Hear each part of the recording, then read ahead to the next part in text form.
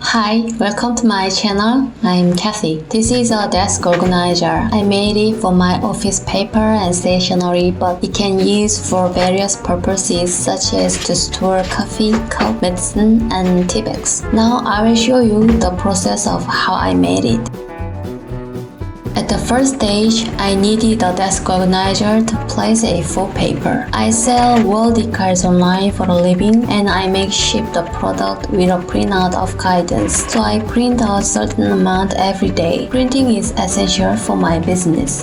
I place A4 paper on top of the printer now. It's inconvenient. I have to remove all the paper to use scan and sometimes it's blown off by the wind. I thought that I need to do something with this inconvenience for a long time. Therefore, I plan an organizer that can store A4 paper with various stationery together. One of the beautiful parts to live as a maker is that I can create something that suits me. Since size of A4 paper is fixed, design and planning start from the scale. I'm going to put things that I use every day, such as knives, tweezers, staplers, erasers, clips, post-its, and so on. I plan on how to put these kinds of stationery. I think it's too big. And this sketch seems to be a little lack of storage. And suddenly I started thinking of this project to develop as an online product, something to sell. So it would be nice to be able to store not only stationery but also other things. I decided to make an organizer for multi-purposes. Storage for stationeries, paper cups, mugs, condiments, medicines, coffee, tea bags, etc. So I measured different items and determined the appropriate size. And I drew some different types. It's a good idea to reduce the number of buckets to make them versatile so I can remove buckets or put them in according to personal needs. I drew some sketches and I like this design the most. It has 3 tiers so that I can store various stationery. Most of all, I can put plenty of A4 paper on it, so I'm going to make this one. Now it's CNC time. I'm going to make to fit one part to the other, so it's essential to create a file that can adjust the depth of the blade as needed. I always make lots of mistakes at this stage. The wrong file makes wrong cuts. But it's okay, sometimes mistakes make an unexpected but pretty good result. I believe the makers should make mistakes to grow.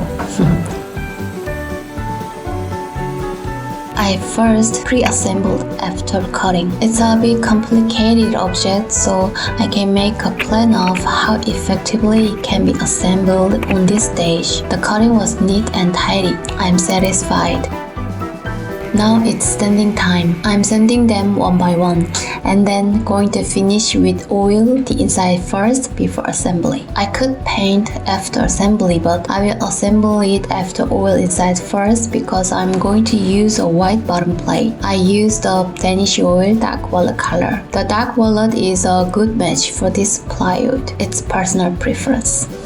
I oiled it once and waited for it to dry out overnight, then re-oiled it the next day. Finishing twice didn't make the color much darker, but I wanted to increase the strength of the surface by oiling twice. I don't have much experience in woodworking, so I'm not sure how much the oil coating will do. How many times should I cut for this kind of stuff? If anyone has ideas, please comment below. Wait for a second coating to dry. I cut the bottom plate to fit the size. I'm going to use a white colored bottom. I was looking forward to the combination of white and dark brown. I had this color match in my mind when I first sketched it. Assembly process. I assembled them in the order that I planned when I pre-assembled. Bond and fix it with a finish nailer. I kept wiped out the bond that came out. The bond can wipe off with a tissue on the edge of the pencil. The diagonal part of the bucket had fixed so that it doesn't move, and I didn't fix the other buckets so that they can be able to remove.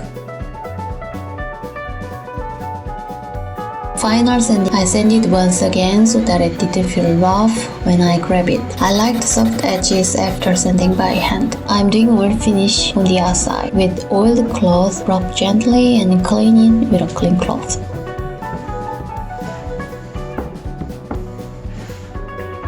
The desk organizer project has done like this. The dark brown color with the white bottom creates a vintage feel and clean look. I'm pretty satisfied.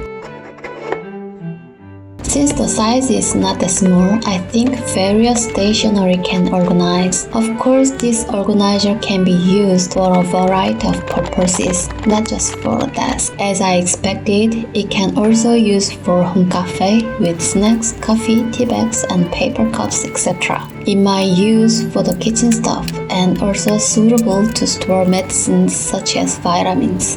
I think it's not too bad as it is, but I want to make some design changes next time. I'm not satisfied with the diagonal line here, so I want to find some other way to give it a uniqueness. And I think it's good to have a hole on this side to take out A4 paper more easily. If you have any ideas, let me know. I believe I can make a better one next time. My projects will continue to evolve step by step. This channel is about my failures, successes, improvements of making something. Please join my journey by subscribing to this channel, and I will see you in the next video.